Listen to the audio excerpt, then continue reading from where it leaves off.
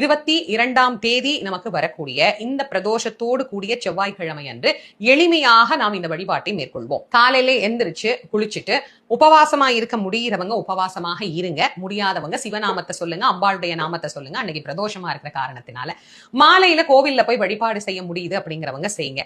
இதுல குறிப்பா கடன் அடையணும் அப்படின்னு நினைக்கக்கூடியவர்கள் செவ்வாய்க்கிழமை அன்று நீங்க வாங்கின கடன்ல ஏதாவது ஒரு பகுதியை ஒரு சிறிது அளவாவது அன்னைக்கு கொண்டு போய் கட்டிட்டு வாங்க.